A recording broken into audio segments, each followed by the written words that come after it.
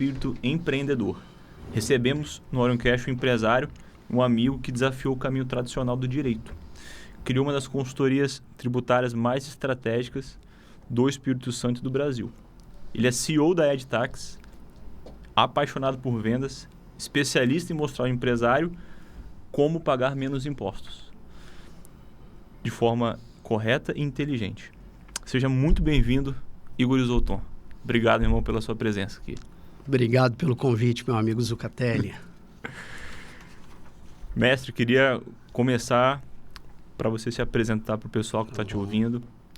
Quem é o Igor, né, por trás dessa veia empreendedora? Boa, vamos lá. Bem, você fez uma introdução aí que eu não seria capaz de resumir tudo isso de forma tão clara, né? Faltou o atleta aqui ainda, né? Ex-atleta, quase. Mas show de bola, vamos lá, né? Meu nome é Igor Isoton, eu sou capixaba, né? Sou casado, pai de 3 filhos, né? 2 meninas, 1 menino. Eu sou advogado de formação, embora hoje não me considere mais advogado. Uhum. Eu comecei, fiz faculdade de Direito, aqui no estado, na UFES. Me formei e iniciei a carreira tradicional na advocacia. Sim. Advocacia tradicional, de balcão, de audiência, advocacia litigiosa, defendendo empresas, defendendo pessoas, demandas cíveis, trabalhistas, contratuais, etc. E ao longo do tempo eu fui vendo que esse era um ambiente, e é um ambiente para quem está nesse tipo de advocacia, é um ambiente muito litigioso. Quase sempre você está envolvido em demandas que você está brigando com alguém, seja com outra parte, seja com um advogado da outra parte, com um juiz, com um promotor. E eu fui vendo ao longo do tempo que não era um ambiente que eu ficava confortável. Eu sou uma pessoa que eu gosto de me relacionar com outras pessoas, eu gosto de conversar, eu gosto de debater temas, mas sempre de forma não litigiosa. Sim. E aí eu fui vendo que aquilo não era para mim. Mas, ao mesmo tempo, aquela era a minha profissão, Eu era advogado mesmo, Então, não tinha como simplesmente largar tudo isso. O que eu vou fazer da minha vida se eu não gosto do direito? Mas é porque, na verdade, não é que eu não gostava do direito. Eu não gostava daquela parte do direito. Sim. Que eram as brigas processuais. Correto. E aí, depois eu posso dar mais detalhes, mas eu... nesse caminho, nessa caminhada, eu encontrei um pedacinho ali do direito na parte tributária, que eu já atuava, mas não como um consultor tributário, mas como um advogado. E aí o objetivo era ajudar o empresário. Eu sempre gostei muito do ramo privado, do empreendedorismo. E aí foi uma forma que eu encontrei de estar mais imerso dentro do empreendedorismo. E aí eu fundei essa empresa, a Red Consultoria Tributária, com mais 2 sócios. E aí eu mudei um pouquinho, a forma de atuação. E aí é o que você falou no começo, Eu saí daquela caminhada tradicional do direito e fui desenvolver um negócio que tem muito mais a ver com empreendedorismo do que com o direito em si. Uhum. Sim. E você chegou a atuar na área de serviço público? Não cheguei a atuar na área de serviço público, não cheguei a fazer concurso, mas eu venho de uma família de servidores públicos. Sim. Meu pai, minha mãe, meus tios, minha tia, hoje meu irmão também. E assim, dentro de uma família de servidores públicos e quem faz direito é quase que uma obrigação. Estava na esteira ali, quase. Fazer um concurso público. E assim, eu nunca tive vontade. Assim, na verdade, para não mentir, durante a faculdade a gente não sabe muito bem o que a gente quer, mas assim que eu me formei, eu vi que não era o meu caminho, Sim. E aí, realmente foi muito duro, assim, realmente tomar esta decisão de não fazer um concurso. O concurso traz muita segurança, Sim. Você demora a passar no concurso, mas quando passa, a sua vida está resolvida. Sim. Você escolheu o direito por esse influência familiar ou era algo que você já naturalmente... Eu já pensei sobre isso várias vezes e eu nunca consegui descobrir a resposta para essa pergunta, Eu já tive vontade de fazer enquanto eu era adolescente, né, pensava em outras coisas que não tinham nada a ver com direito, mas na hora de fazer o vestibular eu escolhi direito. E eu gostava muito realmente durante a faculdade, né? Mas eu não sei se, né, as nossas decisões elas são moldadas por um contexto que a gente também não tem controle de tudo. Então, a gente não consegue saber o que é realmente uma escolha própria ou o que a gente foi moldado pelo ambiente que a gente está. Pelas pessoas próximas a você. Seja amigos, família, sociedade. Né? Eu acredito que foi realmente por escolha própria, mas eu posso não, com certeza eu fui influenciado pelo ambiente que eu estava. E só para o pessoal pontuar, como que foi o seu início na carreira do direito? Boa. Legal. Formou? Isso, eu era estagiário no escritório de advocacia, bem tradicionalzão, né? Me formei, fui contratado como advogado, né? Comecei bem a carreira, né? Trabalhando bem, entregando bons resultados. Fui convidado para ser sócio desse escritório, né? Me tornei sócio, o escritório cresceu, foi aumentando minha participação. Depois, nessa sociedade, a gente teve, né, rompimentos e eu montei outra sociedade com um desses sócios. As coisas estavam indo super bem, né? Do ponto de vista assim, de crescimento de carreira, financeiro, etc. Mas, assim, faltava alguma coisa, né? E eu sempre gosto de pensar a longo prazo, né? Então, tudo na minha vida, em qualquer aspecto, seja, né, pessoal, familiar, profissional, eu sempre penso assim, né? Eu consigo fazer isso que eu estou fazendo por mais 20 anos, 30 anos. Aí chegou um momento que na advocacia eu falei, cara, eu acho que eu não consigo nem 5 mais fazer isso aqui. Eu não suporto. E nesse momento, por uma oportunidade de negócio na advocacia, e assim, meu escritório atendia muita empresas e a gente não atendia parte trabalhista. E aí acontecia muito que o nosso cliente, ele tinha gente como advogado para todas as áreas, mas ele tinha outro escritório na área trabalhista. Assim, cara, tem uma oportunidade de aumentar a receita aqui, né? Assumindo essa parte trabalhista.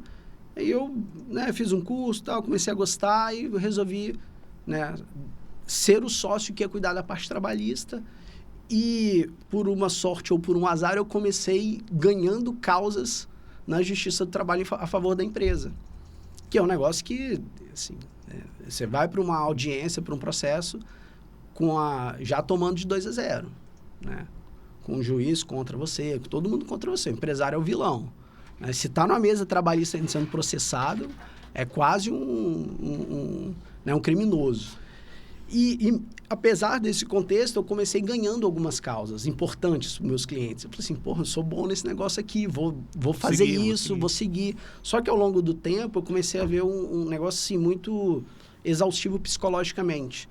Porque o empresário, ele pode ter uma demanda tributária em que ele está sendo autuado ou cobrado por R$2 milhões de imposto da Receita Federal, que está tudo bem, ele lida disso de forma profissional, como, né, faz parte do negócio, ele é empresário, tudo bem. Agora, se ele estiver sendo demandado por uma causa de R$50 mil de um ex-funcionário, aquela é a causa mais importante da vida dele. Entra um negócio pessoal. Sim. E eu não conseguia, como advogado, separar o Igor advogado, né, do Igor pessoa, né? Então, todo aquele peso psicológico eu levava para casa. Eu me sentia na obrigação de ganhar aquela causa para o meu cliente. Às vezes, meu cliente estava errado, mas eu tinha uma boa defesa e eu ficava indignado quando eu perdia.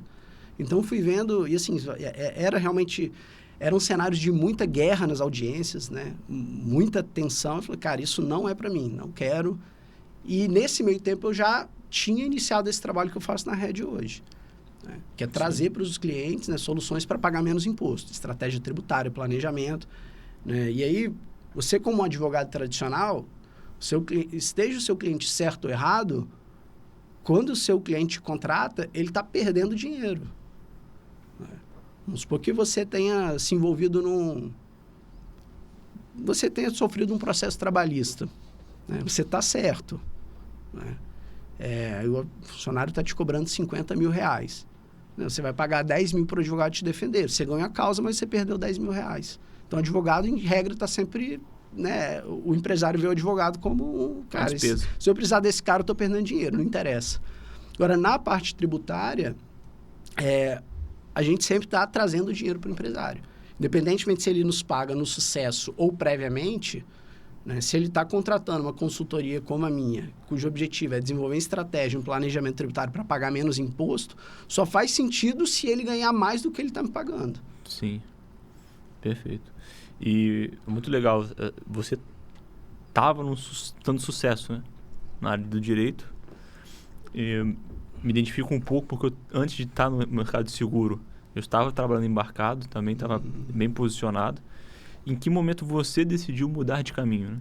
Tava tudo dando certo, apesar do estresse do trabalho, né, dor de cabeça, e criar, né, a Ed. Boa, essa decisão, Zucatelli, veio assim, foi um mix de realmente propósito, de não querer mais desenvolver a advocacia tradicional e o início de uma receita um pouco mais relevante neste novo negócio, né? Claro que, assim, em termos financeiros, eu fiz a migração muito antes do que seria um recomendado. Só que, ao mesmo tempo, se eu demoro muito para fazer a migração, você fica naquela situação que você não foca o suficiente em um negócio nem no outro. Aí você tem 2 negócios que estão, né, 100% da sua atenção. Então, assim, eu acreditava no negócio. E aí eu vou explicar por que isso é diferente da advocacia, o que tem de diferente, por que isso é uma atividade... Tudo é empreendedorismo, né? Advocacia é empreendedorismo. Mas, geralmente, o advogado, ele é treinado para gerir o negócio. Quer dizer, ele não é treinado para gerir nada. Ele é treinado para ser um profissional liberal. Então, ele não... Claro que hoje, assim, muita coisa já está mudando, né? Tem grandes escritórios que são realmente grandes empresas. Mas, em regra, o advogado é o cara que é treinado para não vender. É treinado para ficar atrás da mesa esperando o cliente bater na porta. Né? Ele é até desestimulado a vender com punições da OAB. Né? Então, se pegar um telefone e ligar para uma empresa, isso pode ser considerado antiético. Né? Hoje já mudou, mas até pouco tempo o advogado não podia fazer uma propaganda na internet. Né? Então, isso também é um outro ponto que me incomodava. Né? Não poder ser ativo. Não poder ser ativo, né, na prospecção. No seu negócio. Exatamente. E aí isso também tem muito a ver com essa migração, porque apesar dos óbices da OAB, eu iniciei uma prospecção proativa. E, cara, assim, a OAB pode ser contra, mas moralmente eu acredito que eu não estou fazendo nada de errado. Legalmente também não. Acho que isso é um entendimento, né, irregular da OAB de, né, não permitir um advogado de fazer um movimento desse.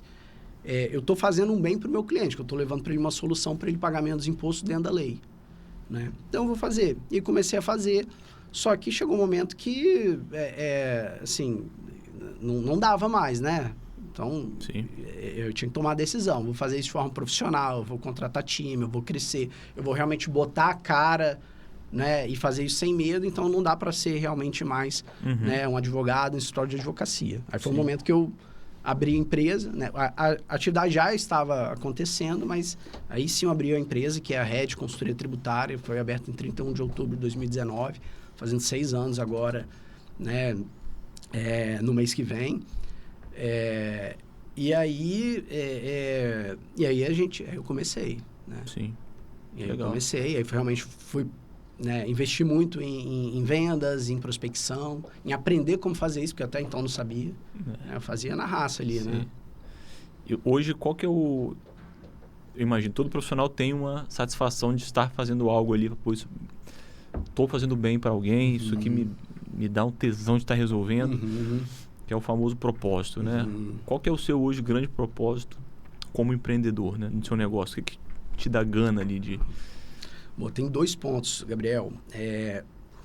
Um deles tem a ver com a questão interna do meu negócio, né, que é ver hoje uma, assim, né, parte de prospecção e vendas funcionando.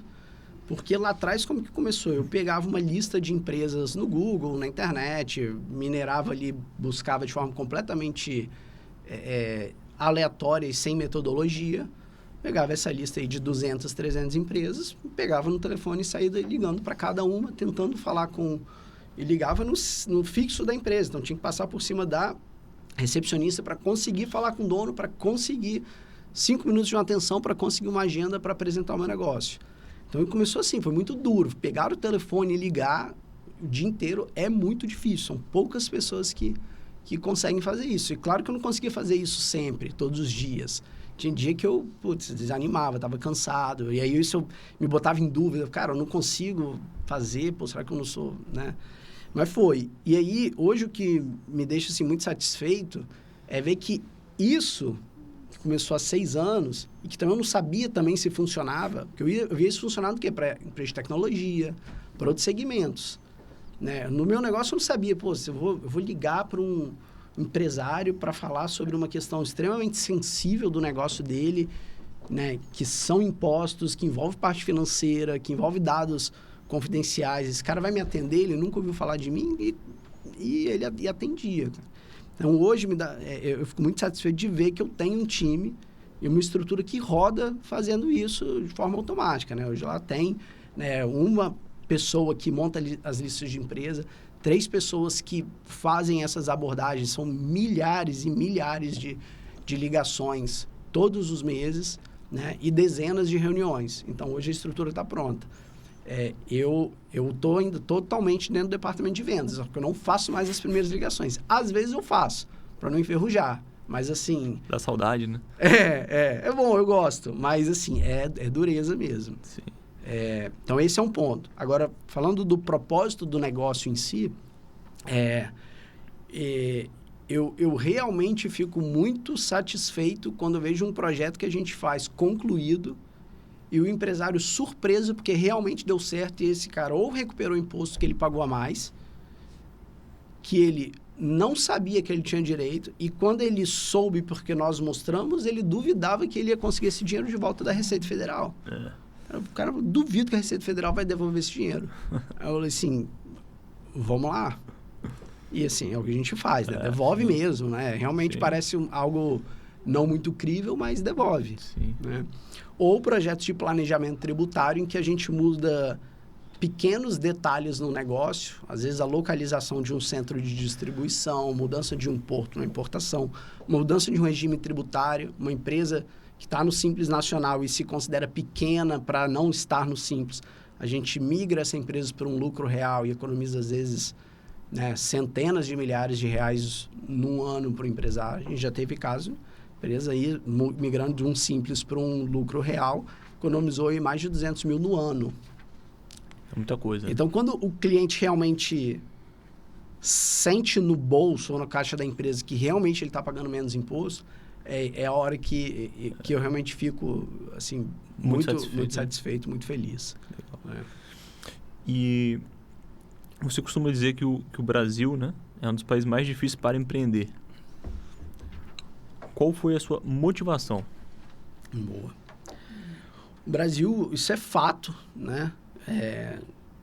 O Brasil é um país hostil para os empresários. Né? É um dos piores países do mundo para se fazer negócios.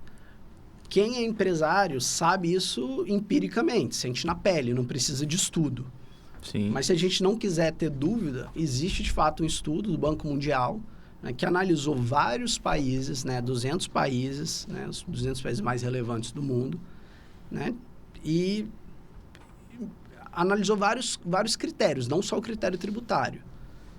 Por exemplo, o critério segurança jurídica, que a gente sabe que o Brasil hoje não dá para se falar em segurança jurídica. O critério facilidade de abrir uma empresa, né? Dificuldades burocráticas com alvará, taxas, né? Tempo, burocracia, né? Facilidade de se cumprir um contrato.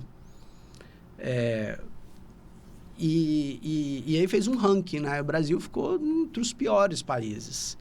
E do aspecto tributário, né, dos 200, o Brasil está mais ou menos na posição 192, perto de países como Somália, né, Venezuela, né, países assim, realmente, né, ditaduras comunistas, né, enfim, países que não dá nem para dizer que é um país. Sim.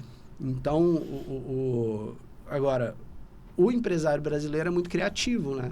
E o empresário brasileiro, se a gente for conversar com pessoas assim que tem negócios em outros países, né, tá envolvido no ambiente empresarial, empreendedor de outros países, o empresário brasileiro é admirado. porque é o empresário que consegue, né, ter sucesso, né, no meio de um ambiente hostil, com quase tudo, né, sendo indo contra ele. Sim. Então, esse é o cenário do empreendedor. Então, assim, a gente na Red ajuda um pedacinho disso, que é a parte tributária. Sim. E que é uma parte muito relevante, né? Porque, no final das contas, um dos fatores principais para uma empresa poder se perpetuar e vencer aquela barreira, né, dos 2 primeiros anos, 5 primeiros anos, é caixa, né? Uma parte das empresas quebram por falta de caixa. Eles têm estratégia de vendas, tem tudo isso, mas não tem caixa. O imposto é o que mata o caixa da empresa. É muito dinheiro indo embora. Muito dinheiro na mesa ali. Então, a gente, assim, com estratégia tributária, o que a gente vai fazer?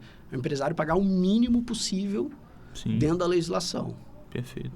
Então, de forma objetiva, você faz uma análise, né, da empresa e busca onde ela consegue reduzir o pagamento de imposto. Exato. Aumentando o lucro do empresário. Obviamente, ele vai reinvestir no próprio negócio, né? Vai ter fôlego e pulmão financeiro para continuar, né? Seguindo. Exato. Top. Exatamente. E qual que seria a diferença, né? Já que você jogou nas duas pontas, entre o advogado puro, né? E a consultoria? Boa. Na Red, Gabriel, assim, né, eu tenho, né, comigo profissionais de formação contábil. Então, assim, a gente é uma consultoria formada tanto por advogados, tributaristas, quanto contadores consultores. A gente não assume o papel de advocacia nem de contabilidade. Sim. A gente canaliza 100% do nosso foco e atenção em desenvolver estratégias tributárias para o nosso cliente. Só que o nosso cliente, ele não quer saber, do ponto de vista apenas da interpretação da lei, né? Ele não quer soluções abstratas. Ele quer saber, assim, exatamente na prática, o que ele pode fazer e como que ele vai pagar menos imposto. O advogado tributarista, geralmente, claro que não, né, sempre, tudo vai ter exceção, mas geralmente o advogado tributarista, ele é um profissional que vai trabalhar um pouco mais no mundo das ideias, no mundo abstrato. Ele vai dar uma opinião legal, um parecer, ele vai interpretar uma legislação para dizer se o cliente pode fazer, né, X ou Y. Ou depois que o cliente já tem um auto de infração, ele vai fazer uma defesa. O que a gente faz na Red é pensar em estratégias muito mais práticas. Eu vou te dar um exemplo. Um dos trabalhos que a gente faz muito é planejamento tributário para buscar incentivos fiscais em vários estados. Né? Hoje a gente tem clientes no Brasil todo, importadores, indústrias, né, e-commerce, atacadistas, que vendem para o Brasil todo. Então, uma empresa, por exemplo, que está localizada em São Paulo e tem um mercado consumidor muito forte no Nordeste. Estou agora exatamente com um projeto desse. É uma indústria. Essa indústria fabrica os produtos em São Paulo, vende para o Nordeste. E essa mesma indústria também importa produtos acabados, né? Ela não mexe nesses produtos, ela simplesmente importa e revende, né, para vários estados, inclusive para o Nordeste. E aí, o que a gente está pensando? Será que essa é a melhor estratégia tributária? Importar por São Paulo, essa mercadoria chegar no Porto de Santos, ir para o CD da empresa em São Paulo, depois subir de caminhão para o Nordeste? O produto industrializado, será que o melhor é sair dali direto para o cliente final no Nordeste? Então, ali a gente está achando uma estrutura em que a gente viu que existem alguns benefícios fiscais para importação, por exemplo, em Pernambuco, e alguns benefícios fiscais para distribuição de produtos na Paraíba. Não que essa seja a solução para esse cliente, tá? Mas alguns exemplos de soluções que a gente já achou em casos semelhantes. E aí a gente tem ali as regras dos benefícios fiscais, mas o que a gente faz é pegar essas regras, abrir a contabilidade do cliente e refazer as mesmas operações de compra e venda como se ele estivesse usando a estrutura que a gente imaginou. Transferindo esse produto da indústria em São Paulo para um CD na Paraíba com incentivo fiscal e dali saindo para o cliente. Quanto que isso vai mudar no DRE do cliente? Não é só quanto ele vai economizar de imposto, porque tem outros aspectos. Para ele fazer isso, ele vai ter uma rota rodoviária diferente. Isso vai aumentar ou diminuir o custo dele. Para ele ter um CD, ele vai ter que contratar funcionário, alugar um galpão. Quanto que isso custa? Então, no final das contas, a gente faz um estudo tributário, até o DRE, para que o empresário tenha. O empresário quer saber o que é a última linha. do jeito que é versus o jeito que a gente está planejando, aonde que ele vai ganhar mais. Claro. Né? E nesse nível de detalhe, o advogado geralmente não chega. O advogado vai interpretar a legislação. Né? Então, esse é um dos planejamentos tributários assim, que realmente gera ganhos assim, bem significativos. Só multiplicar, né? 1 mês, 1 ano, 5 anos, vai criando um delta positivo gigantesco. O Espírito Santo, hoje, por exemplo, eles têm incentivos fiscais fortes, né? Como que você vê, a gente sendo o primo pobre do Sudeste, né? Você acha que isso ainda precisa de mais ou isso já seria o suficiente para atrair empresas para o Estado? Essa visão de primo pobre, quando o empresário descobre os incentivos do Espírito Santo, o jogo vira. Legal, ele você passa a falar ser um isso. fã do Espírito Santo. E aí ele vem para cá para o benefício fiscal e ele descobre a qualidade de vida que a gente tem, né? O que é morar no litoral, o que é morar numa cidade que tem trânsito? Tem, mas pô, não dá para comparar. Né? É um estado com muita qualidade de vida. E aí, assim, em termos de imposto, e esse é um movimento que já vem acontecendo há alguns anos, muitas empresas vindo para o Espírito Santo por causa dos incentivos fiscais. A gente tem aqui, Gabriel, vou listar para você alguns dos principais incentivos que a gente tem. Investe em importação, que é um incentivo para importação, como o próprio nome diz. Para você ter ideia, uma empresa que importa um produto por São Paulo, pelo Porto de Santos, por exemplo, uma importação de R$1 milhão, só para esse produto entrar no Brasil, essa empresa paga antecipadamente R$180 mil de ICMS. Com o benefício do Espírito Santo, ele não paga nada. Esse imposto é reduzido para 1% e ele só paga quando essa mercadoria, né, for dar saída. Então, assim, a gente tem, nesse caso, já 2 grandes benefícios. Um é a redução do imposto e outro é caixa. Você não paga antes de vender. Sim. Esse é um dos incentivos... Prazo, né? Prazo. Né? Esse é um dos incentivos mais importantes que a gente tem. A gente tem um compete atacadista. Aí são para as empresas atacadistas que vão vender para fora do estado no B2B. O caso mais recente, o grupo Jequiti, do Silvio Santos, veio para o Espírito Santo para usar esse benefício.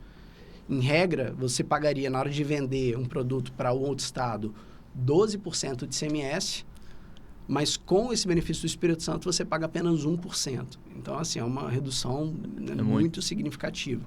E aí, esse é um dos projetos que a gente mais tem na rede, que é pegar indústrias de São Paulo, que vendem para vários estados, abrir um centro de distribuição no Espírito Santo e, ao invés de vender da indústria para o cliente, a gente manda essa mercadoria para o Espírito Santo e manda do Espírito Santo para o cliente. É um movimento simples que gera uma economia muito significativa. Sim. O outro incentivo, Compete e-commerce, que é praticamente a mesma coisa, mas aplicado para empresas de e-commerce. Um dos famosos que a gente tem aqui é a Kabum, veio aqui para o Espírito Santo há muitos anos, é uma empresa de Limeira, em São Paulo. Ficou bem conhecido agora, foi vendido para a Magazine Luiza por alguns bilhões. E um dos motivos que deu essa alavancada na Kabum foi vir para o Espírito Santo e usar o benefício do Compete. Sim. Então, isso é o que a gente faz muito, é mostrar esses benefícios para empresários de diversos estados, principalmente São Paulo, e trazer essas empresas para cá. É importante você estar sempre bem municiado e sempre atento, né? Para trazer esse benefício para o seu cliente, né? Exato. E buscar novos clientes. Muito interessante, cara. Você acha que pode vir a mudar nessa reforma? Uma pergunta de milhões de dólares aí. Pode não. Vai mudar e já o martelo já está batido. Os benefícios se encerram em 2032. É o último ano de benefício fiscal. 2033 acabou. E aí o Espírito Santo vai ter que achar um outro caminho. Felizmente, muitas empresas conheceram o Espírito Santo e viram outros benefícios de estarem aqui. Sim. Mas, claro que o cenário vai mudar. O Espírito Santo já está preocupado. Esse ano a gente teve a feira, que foi a Modal Expo, a gente até foi expositor nessa feira. Assim, essa feira foi fomentada pelo governo do estado para mostrar para as empresas, né, que existem outros motivos para estar no Espírito Santo, né?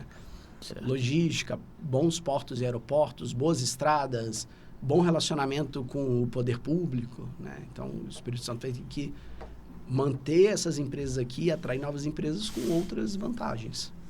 Perfeito. Você mesmo, na nossa conversa, né, se define como vendedor, né? Uma pessoa ativa. E acho que cada vez mais esse profissional está sempre super valorizado, né? A dificuldade de fazer um bom comercial, de estar na frente do cliente. De fato, como que você conseguiu os seus primeiros clientes? Foi lista fria? Foi, né, ligação? Foi já indicação por ter clientes antigos do direito? Isso, assim, literalmente os primeiros, né? Foi um aproveitamento de um network que eu já tinha, de clientes que eu já tinha. Mas isso acaba muito rápido. Sim. Isso acaba muito rápido. Então, assim, primeiro a gente vai acessar os nossos relacionamentos de primeiro grau. Depois a gente vai acessar os relacionamentos de segundo grau, né? Indicação, né, dos nossos clientes e parceiros. Sim. Depois indicação. Mas aí chega uma hora que a corda já está muito longa, não dá para alcançar tanta gente mais por indicação. Aí, né, eu fui para as trincheiras, né, como dizem por aí, ligação fria mesmo, pegando telefone, ligando nas empresas, sem que... Não, mas a rede começando, ninguém nunca tinha ouvido falar. Sim. Né? Hoje a gente já tem, felizmente, assim, indicações que chegam pra gente que trabalho consolidado, né? Que eu não conheço quem indicou. Sim. Né? Ontem mesmo eu recebi um contato de um empresário, falou, o contador tal te indicou, tal, fazer um trabalho de planejamento, eu não sabia quem era esse contador. Aí descobri que uma outra pessoa indicou e foi indo. Mas no início foi ligação fria, né? Pegando lista, né? 100 empresas por dia e ligando. Né? O que seria, né, esse tal de outbound sales que hoje vocês usam aí na Ed? Isso aí. Exatamente, né? É a estratégia de... A gente tem, né...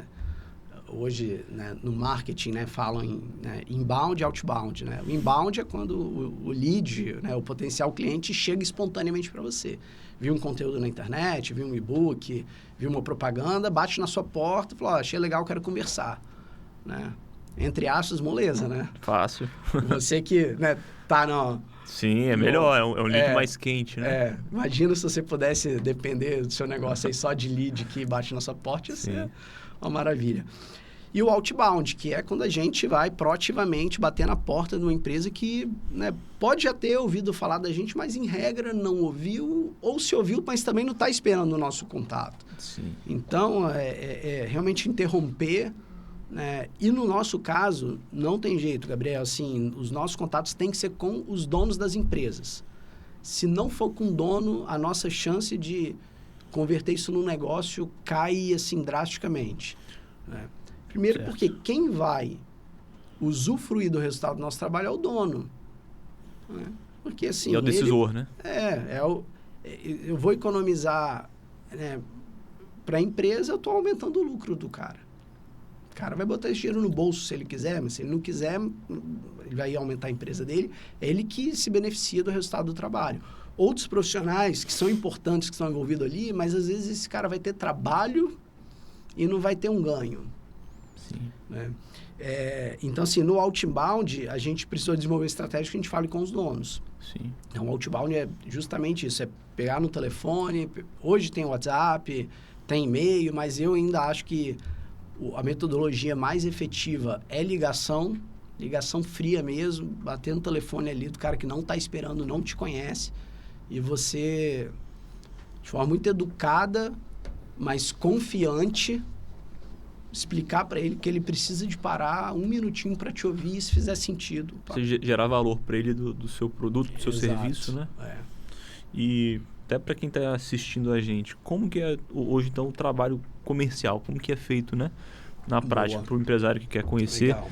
Como é que é feito o trabalho da Ed, né? Primeira reunião, 2 reuniões, como que funciona? Assim, eu posso te falar desde da ponta inicial, né, que é a formação de lista, ou já a partir de uma reunião. Vamos para a reunião. Vamos para a reunião, tá, boa. Então, assim, independentemente de como o cliente chegou, se foi para uma indicação, network, marketing, outbound, o primeiro passo é ter uma reunião de diagnóstico né, com o dono da empresa, podendo envolver também outros profissionais da área tributária, né, que possam estar envolvidos no processo. Então, nessa reunião, a gente vai, de forma muito aberta, tentar entender o cenário daquela empresa. O cenário operacional, o cenário comercial, o cenário logístico e depois o cenário tributário. Né? E aí, por que falar dessas outras áreas, né, e não só de tributário? Porque quase sempre essas outras áreas são impactadas pela parte tributária. Então, eu preciso entender se outras áreas estão sendo impactadas, qual a percepção dos outros profissionais. Claro, na verdade, Gabriel, que numa primeira reunião, o dono da empresa não vai envolver esse time todo, mas o dono da empresa sempre sabe um pouquinho de cada área da empresa dele. Certo. Né? Então, assim, primeira etapa realmente assim, é um diagnóstico, entender a fundo, né? Como é que tá os departamentos, se esse empresário tem a sensação de que está pagando muito imposto ou não. Às vezes não tem a sensação que está pagando muito imposto não, mas ele quer pagar menos e a gente geralmente acha uma solução. Para daí a gente descobrir se aquela empresa ela tem um potencial para um projeto de planejamento tributário ou de recuperação de impostos. No nosso portfólio, a gente tem vários tipos de serviços, mas os dois principais são olhar para trás e restituir impostos que foram pagos a maior, ou olhar para frente e mexer na estrutura da empresa para que a carga tributária corrente dessa empresa seja reduzida. Então, dali a gente vai fazer esse diagnóstico. Fez sentido? E, geralmente, nessa própria reunião, o empresário também já consegue ter essa percepção de que existe algo a ser feito. A gente não gosta de sair de uma reunião e mandar uma proposta se, de fato, não tem valor a ser entregue. E já tive várias reuniões que, depois, né, de 1 hora de conversa, a gente entendeu que não tinha nada a ser feito. Certo. Então, assim, a gente sai dessa reunião, né, com diagnóstico e a segunda etapa... Faz a anamnese da empresa do cara. Uma anamnese, exatamente. E aí, dependendo do caso, se for um caso mais complexo, a gente vai precisar de uma segunda reunião ainda na etapa comercial, Sim. sem compromisso, sem nenhum custo para o cliente, para envolver outros profissionais, tanto da rede quanto do cliente, para que a gente possa ter esse diagnóstico de forma mais profunda. Aí daí vai partir para a proposta. É muito legal que você envolve, né? Ou o contador, se ele tiver uma pessoa de confiança, né? Ou às vezes tem, dependendo do tamanho da empresa, deve ter contador interno, né? Exato. Ou consultor, né? Advogado interno, advogado externo. E você junta todo mundo na mesa e desenha ali a melhor estratégia. Perfeito. E para você ter ideia do envolvimento das outras áreas, a gente já teve alguns casos, principalmente de grandes indústrias que atuam a nível Brasil, em que a demanda tributária ela partiu do departamento comercial. Então, um dos casos foi uma indústria de segmento alimentício que tinha vendas nos estados Mato Grosso e Mato Grosso do Sul, e nesses estados especificamente, o time comercial não conseguia de jeito nenhum bater o preço do concorrente. Então, o concorrente vendia para os supermercados, para os atacadistas, para os revendedores, num preço que esse nosso cliente não conseguia alcançar. E aí, isso foi o comercial subindo para as outras áreas, para a diretoria cobrando porque a gente não está performando nesses estados comercial, porque o nosso preço não chega, o concorrente preço é melhor e a qualidade do produto é igual, concorrente direto. E aí, assim, em algum momento internamente, eles cogitaram que talvez o problema poderia ser a parte tributária. Aí eles nos procuraram, a gente, né, fez todo esse processo, evoluímos para uma proposta, evoluímos para um contrato, para um estudo, e a gente descobriu que esse concorrente usava um benefício fiscal que essa empresa não conhecia. E a gente, né, enfim, botou a estratégia ali de pé, Claro. né, fez o pleito do incentivo fiscal e aí o imposto se igualou. Aí eles foram brigar com outros fatores, preço, qualidade, Estratégia de venda, posicionamento. Legal. Né? Então, isso às vezes vem do comercial. É uma gestão de vocês junto com eles quase que 360, né? Isso. Envolve bastante. Nas indústrias maiores, Zucatelli, quando começa um projeto desse planejamento tributário, a gente faz incontáveis reuniões envolvendo várias áreas da empresa, várias áreas. E muitas vezes, assim, a solução realmente vem de um insight de uma área que não tem nada a ver com tributário, e aí a gente vai estruturar isso do ponto de vista tributário para o cliente. Perfeito. Vou fazer o bloco aqui de crescimento e sociedade, né? Hoje você não está sozinho nessa jornada. Hoje você possui sócios, né? Uma equipe aí que passa de 25 pessoas. Exato. Já. Né? Como que foi essa decisão de ter a sociedade? Que a gente sabe que hoje é um dos motivos que quebram empresas, por exemplo. Né? A entrada de herdeiro, né? Que não conhece o negócio, né? Num evento pós-morte ou até internamente ali. Como foi essa decisão de vocês três, né? Ou sua, enfim. Boa. Essa decisão, no meu caso, foi até uma decisão fácil. Por quê?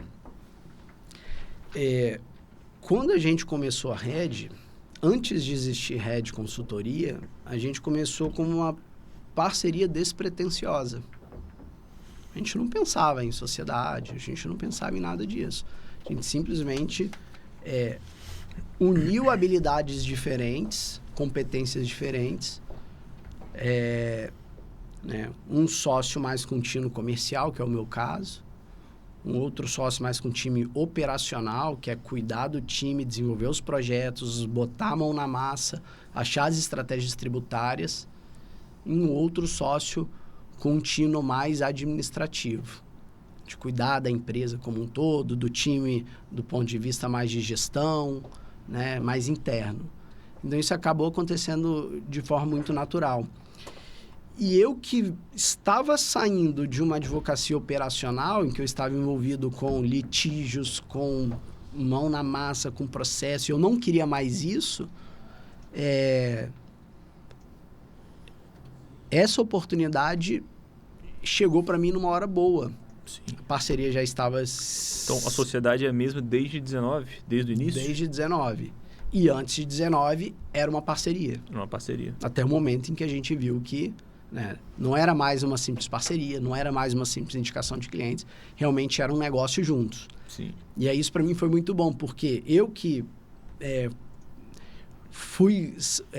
que assumi o papel de desenvolver a parte comercial do negócio,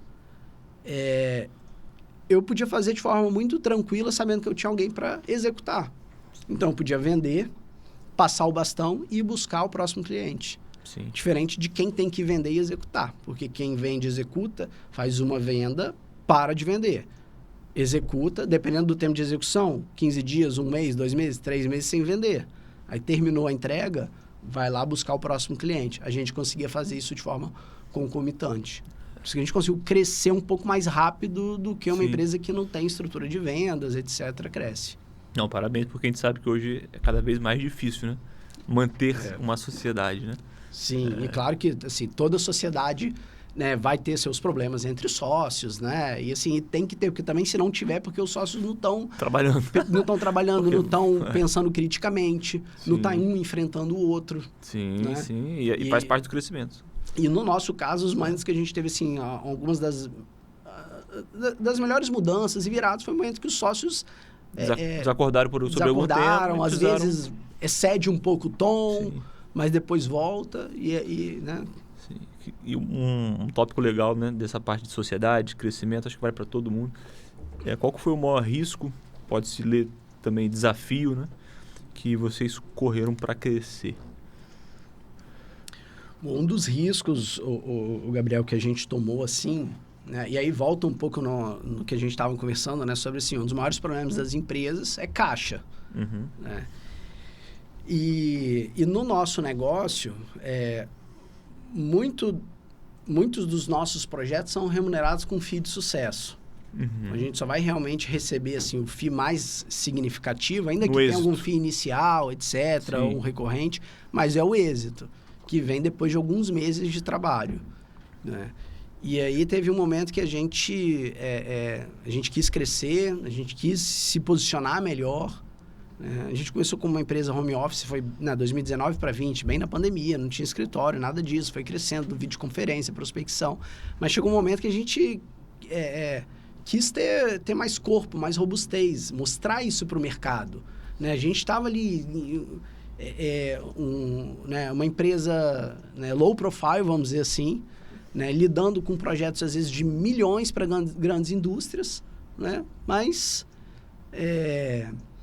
chega uma hora que você precisa de mostrar mais robustez. Aí foi o momento que a gente decidiu trocar de sede, fazer obra, reforma, botar uma, né, estrutura mais legal, contratar mais gente e assim, um dos nossos projetos, que é um projeto de auditoria tributária para levantamento de créditos, depende muito de máquina, de computador. E não é computador comum, é computador de alta capacidade de processamento.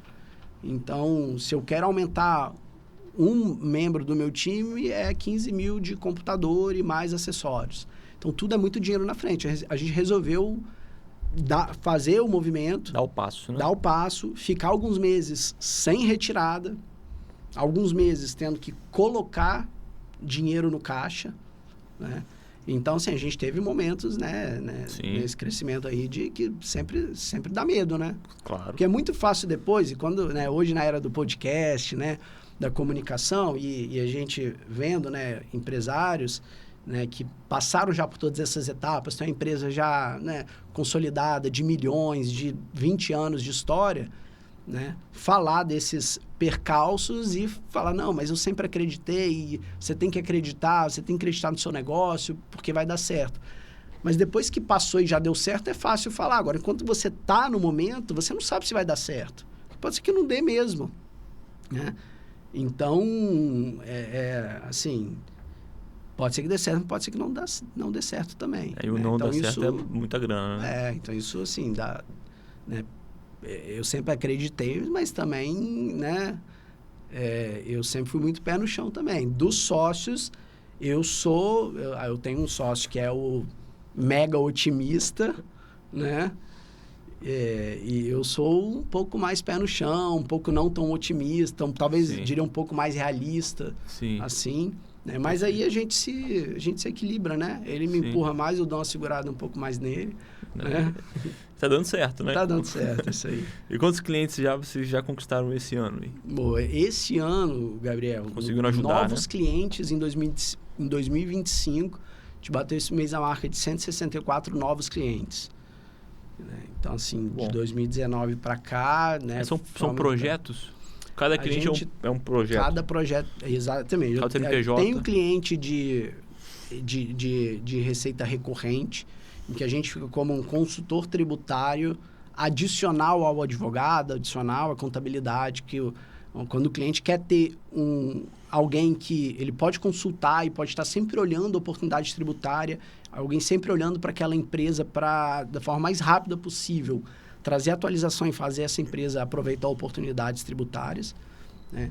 E eu tenho os projetos pontuais em que a gente olha para trás, então faz uma auditoria de dados contábeis, revisa cada item de tudo que já foi lançado na contabilidade, cada guia, cada pagamento de imposto feito, levanta valores e faz a restituição desses valores para o cliente, pontualmente. Perfeito. E eu tenho os projetos pontuais de olhar para frente também, que é desenvolver os planejamentos tributários. Sim, né? Não, perfeito. Esse ano foi um ano que a gente deu mais uma acelerada no comercial.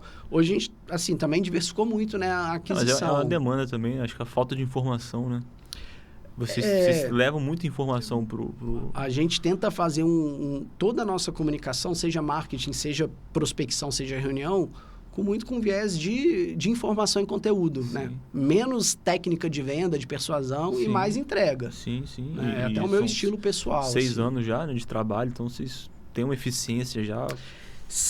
É muito difícil chegar a um cliente novo que a gente nunca teve nada muito parecido. Sim. Então, quando eu estou numa reunião comercial que a gente vai fazer esse diagnóstico, sempre tem alguma coisa ali que a gente já viu antes. Então, a gente já consegue, na própria reunião, antes de virar uma proposta, mostrar que existe uma solução e qual é a solução. Perfeito. Cada um tem sua particularidade, né? Um pouco igual ao que eu tenho no meu dia a dia com o seguro, né? Cada pessoa, família, negócio. Mas é difícil você ver algo muito novo, né? 100% novo, né? É uma particularidade ou outra ali. E hoje, também como gestor, acho que uma das dificuldades, né? Ou dúvidas dos meus clientes, de quem está ouvindo, é sobre a formação da equipe, né? Como ter um time bom, né? Time forte. Eles me perguntam direto o que eu acho, e eu queria perguntar para você também. O que você mais valoriza, né, na equipe ali? Uma característica? Boa. Eu sempre tive, assim, quando eu pensava em contratação, Gabriel,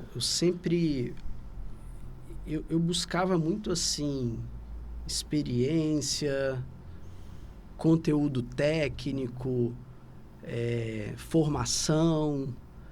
Mas com o passar do tempo, olhando para o nosso time, as pessoas que mais deram certo com a gente foram as pessoas que, mais do que isso, elas realmente assim, se engajavam com o negócio, queriam fazer parte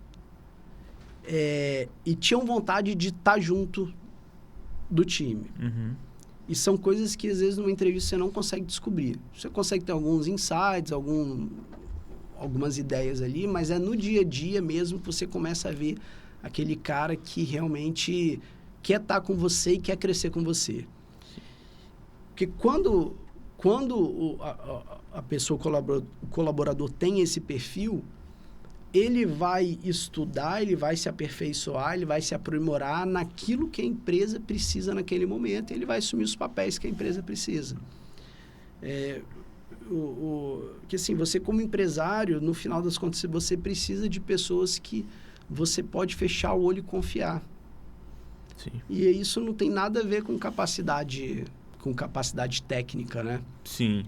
Então, eu demorei um pouco a aprender isso. Sim. Ou então você valoriza muito a pessoa que tem vontade, que tem fome de crescer. Exato. Que é o cara que você vai tocar a bola para ele vai querer resolver. Para não conseguir resolver dessa forma, mas conseguir isso. Ele não para só na primeira barreira ali, né? Tem aquela pessoa, Gabriel, que assim, na primeira demanda, antes de qualquer coisa, ela já coloca uma barreira de que ela não sabe o que não dá, o que não pode. E tem um cara que talvez ele até veja essas barreiras, mas ele não fala. Ele primeiro vai tentar, vai buscar uma solução. Eu não sei, mas eu vou buscar uma solução. Vai pesquisar, vai atrás. Sim. Então, isso num negócio é muito importante, né? Assim, eu li um livro uma vez que é Empresas Feitas para Vencer, do Jim Collins, e ele fez uma análise, né, de várias empresas nos Estados Unidos que deram certo, que passaram por momentos difíceis e foram empresas que se perpetuaram. E o ponto inicial era pessoas, né? E aí, assim, uma das análises você olha para o seu colaborador hoje, se ele batesse na sua porta, você contrataria? Se a resposta for não, ele falou, então você tem que demitir. Sim. Ou você contrataria novamente, então significa que a pessoa é certa. E aí ele fala assim, pensando no barco, antes de saber para onde o barco vai, primeiro quem está no barco com você. Você tem as pessoas certas, depois você vai descobrir o seu caminho. Sim.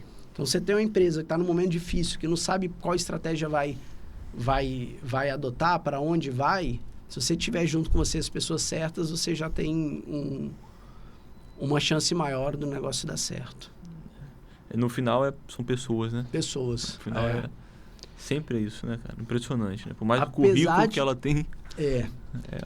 E eu acredito muito nisso, embora hoje na sociedade eu não seja o sócio das pessoas. Sim. Eu tenho ali o meu time comercial, trabalha comigo, mas eu sou, assim, muito mais lobo solitário. Certo. Eu queria que você desse uma mensagem aí para quem deseja empreender, né? Num país como o Brasil, nas dificuldades, né? Nas dúvidas e nos bônus também, né? Na parte boa. Qual seria, para o empreendedor que está ouvindo, qual seria o seu recado, uma dica, enfim, pergunta aberta mesmo, para você poder... Eu vou transmitir uma mensagem dentro do que eu faço, que é consultoria tributária, né? Então, assim, quem quer empreender, mas principalmente quem já está empreendendo e já tem uma empresa que passou uma barreira inicial, já tem um faturamento relevante, já tem um corpo, não deixe de olhar de perto para os impostos. E sempre pense nos impostos de forma crítica. Não aceite, né, a afirmação de que o imposto é isso mesmo e tem que pagar e não tem jeito. Porque geralmente tem jeito, né? Imposto é um dos aspectos que mais atrapalha o crescimento de uma empresa. É natural que o contador não tenha tempo para pensar em estratégia tributária, o contador está imerso num volume de trabalho operacional gigantesco. Sim. Ele não tem tempo, né? não tem time, recorrente. Ele fecha um mês, já tem mais um mês para fazer folha de pagamento, SPED, guia, não dá tempo. Se não faz, tem multa, então é prioridade, né? Prioridade total. Então, assim, olha para o imposto, pensa se tem como mudar regime tributário, se tem como mudar centro de distribuição, se tem como fazer alguma coisa de diferente. E eu realmente acredito que é quase como que um dever moral de todos os empresários pagar o mínimo possível de imposto. Não dá nenhum centavo a mais para o governo. Porque a gente sabe que o dinheiro nas mãos do governo é jogado na lata de lixo. Isso quando não é desviado dolosamente, com corrupção, é mal utilizado, é usado para regalias, para farra, para lagosta, camarão. E esse dinheiro no caixa da empresa é o que gera emprego, é o que ajuda a sociedade a crescer, Sim. é o que movimenta o nosso país, né? E uma empresa com dinheiro contrata, cresce, e nada mais digno, né, para uma sociedade do que dar emprego para a população. Isso aí. Tem a turma que depende do Bolsa Família, tudo bem, tem gente que não tem jeito mesmo. Tem gente que não quer trabalhar e só quer receber, né, faz de tudo para receber os auxílios, mas o que tem de mais digno é poder, né, dar emprego para a população. E Sim. Quem dá emprego é o empresário. O empresário só dá emprego se tiver dinheiro no caixa para crescer. Então, é dinheiro no caixa da empresa e não no cofre do governo. Sim. Por isso que a gente acredita que menos imposto, mais lucro e mais crescimento para a sociedade. Mais invertido, né? Gera mais riqueza para o próprio riqueza. povo. Igor, foi uma honra receber você aqui no Orioncast. Obrigado por compartilhar a sua história. Obrigado por compartilhar seu início, né, no direito, a dúvida de mudança. Você tinha tudo, talvez, para não empreender, né? Seja para ser servidor público, seja para ser advogado, né? Hoje tem um negócio tocando, muito saudável. Aprendemos aqui sobre o seu propósito, a missão da sua empresa, né? A importância de estar revendo sobre imposto, sobre estar fazendo esse trabalho de consultoria, né? E acreditar que é possível crescer. Se você está ouvindo, né, até agora esse bate-papo, não esquece de seguir o Igor, não esquece de acompanhar o trabalho da Red Tax. Tenho certeza que foi muito importante, né, e vai acrescentar demais para o seu negócio. E segue também o Orioncast, né, porque toda semana a gente traz histórias como a do Igor, inspiradoras, histórias de pessoas que fazem acontecer, e estão junto aqui com a gente, trabalhando forte. Igor, mais uma vez, obrigado pela presença. E para você que está com a gente, até o próximo episódio.